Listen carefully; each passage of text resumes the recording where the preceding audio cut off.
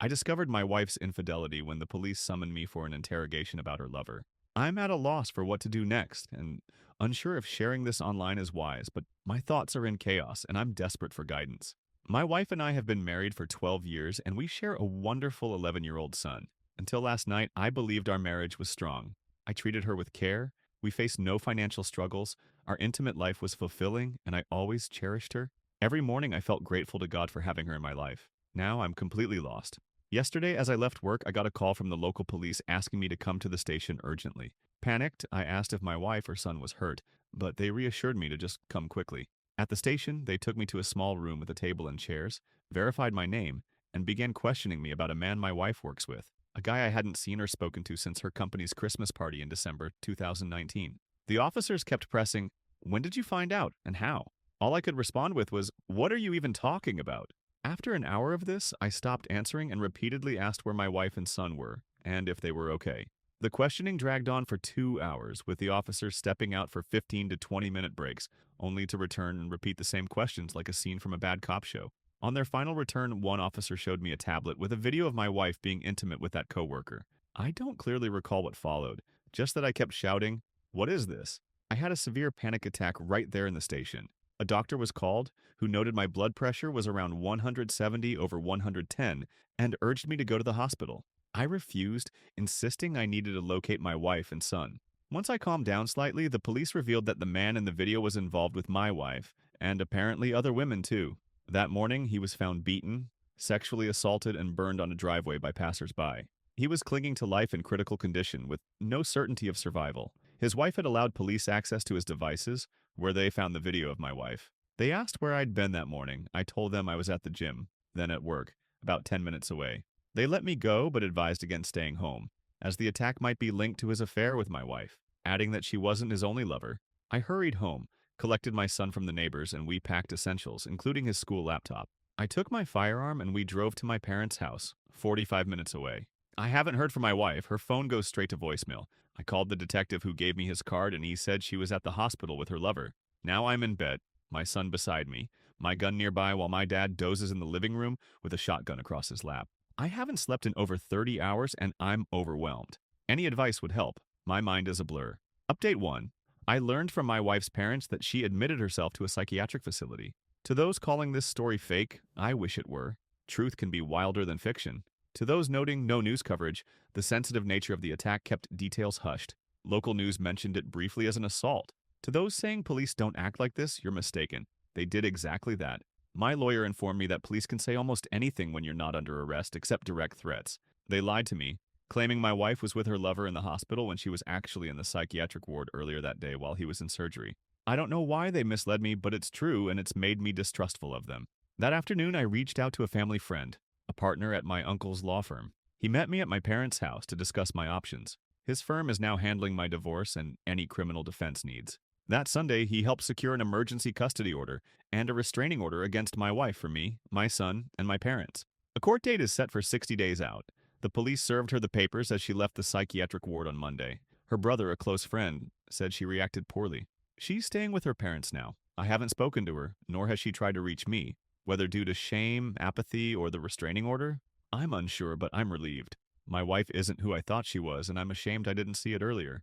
I had to explain things to my son, so I told him the truth in a way he could understand. His immediate response was, "Please don't let mom take me." When I asked why, he said she mistreated him when I wasn't home, threatening to take him away forever if he told me. She emotionally abused our son, and I was too oblivious to notice. That hurt more than the video. I informed my lawyer, who used my son's account, my wife's mental health issues, and her hospitalization to obtain the emergency custody order. I arranged therapy for my son through his school, starting after the new year.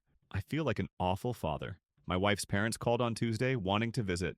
I was at my parents' and agreed, but said my wife couldn't come near us. They came, apologized endlessly, and her mother wept throughout. Her father, heartbroken, referred to my wife as that girl, saying they knew something was off but didn't raise her this way. We parted with tearful hugs, and I assured them they'd remain part of our lives, regardless of the divorce outcome.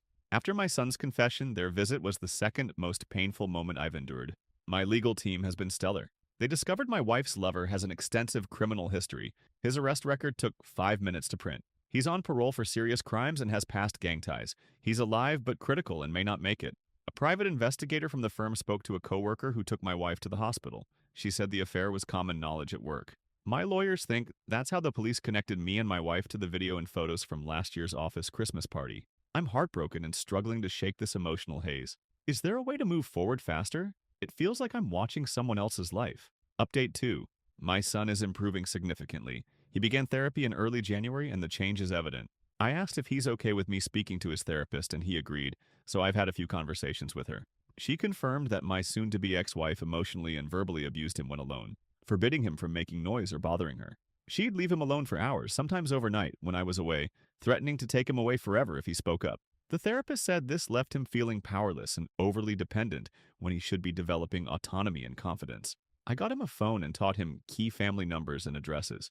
We've been practicing street navigation, recognizing addresses, and role-playing how to seek help or articulate danger to strangers. My son is shy and withdraws when uneasy, but these exercises have boosted his confidence in just weeks. If anyone has tips for building his independence, I'd appreciate it. His safety and well-being are my focus. I'm managing as best I can. I started therapy around the same time as my son.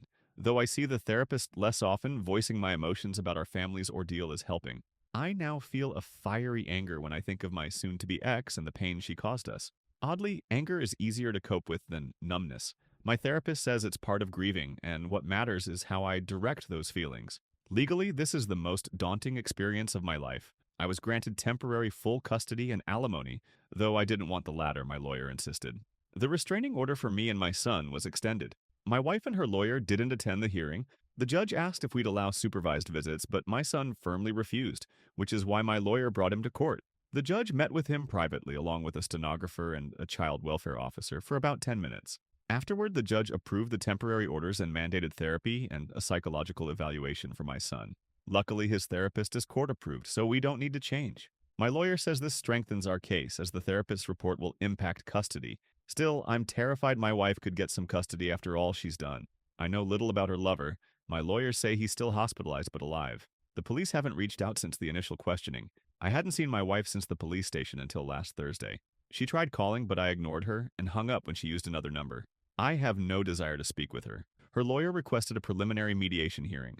She attended, and though it may seem petty, she looked terrible despite makeup. Always fit and beautiful. She was like a model in our wedding photos. She's now frighteningly thin and unwell. She avoided eye contact, keeping her head down the entire time. Her lawyer's demands were outrageous. Supervised visits with our son during the divorce, joint custody afterward, lifting the restraining orders, and her living with me in our home until the divorce is final. I'm serious. She wanted to share a house after everything. It was so infuriating that I had a headache the whole time. But the highlight was when we shocked her lawyer. He asked about asset division, and my lawyer, with mock surprise, said, "What division? Check the prenup." Her lawyer was stunned. She hadn't mentioned it. My late uncle, who founded my legal firm, crafted the prenup and ensured she had her own lawyer to review it before we married. My lawyer calls it a masterpiece. The house was a pre-marriage gift from my uncle. Utilities and insurance are in my name, and cars are individually registered. We had no joint loans or debts. Our shared savings account for household needs had about $8,000, but she withdrew nearly all of it, leaving less than $300. The prenup splits joint assets and debts 50-50, with personal debts and assets returning to their owner. The infidelity clause voids alimony for the cheating party. My lawyer says it's nearly impossible to challenge due to its fairness. Her lawyer's last request floored me. They asked to postpone mediation for 6 months, while my wife undergoes inpatient rehab for addiction. Some comments suggested she might have substance issues, but I never suspected it. I told my lawyer, who said we'd respond later. Before leaving, my wife spoke for the first time, asking me to read a letter she wrote. My lawyer's look warned it could be a ploy, but I took it. Reading it at home, I wished I hadn't. It began with typical cheater cliches. "I love you, our family. I hate how I treated our son. I want us back." Then she explained that after a major surgery 2 years ago, she became addicted to prescribed drugs. She started buying them from coworkers, including her lover, who supplied her. When money ran out, she slept with him to pay for drugs. She hid it because she feared I'd force her to stop, and she couldn't function without them. She said he meant nothing, just a source, and she despises herself for her actions toward us. She claims she now sees the damage and wants to recover for our family, begging for time to prove it. Let me be clear, I'll never reconcile with her. Our marriage died when she betrayed me and hurt our son. But where was I during all this? I feel like the most gullible fool alive. A failure as a husband and father. I'm filled with anger and disdain for her. But but is this how you treat someone battling addiction? She doesn't deserve my forgiveness, and I can't jeopardize my son for her. She must face this alone. Some comments suggested her letter might be a calculated move to justify her actions later. I've learned that not showing compassion isn't the same as seeking revenge. Letting her fail doesn't mean crushing her further. She's put me in an unbearable position and I can't save her. My son comes first, but I may reach out to her rehab center to offer distant support for the sake of our past love. My lawyer was thrilled about her letter, calling it an admission of untreated addiction that nearly ensures full custody for me. That's the update. I'd appreciate your thoughts in the comments. It's mostly straightforward, but one question lingers. Who attacked her lover? His wife or another woman he was seeing? Share your ideas. Thanks for sticking with this story.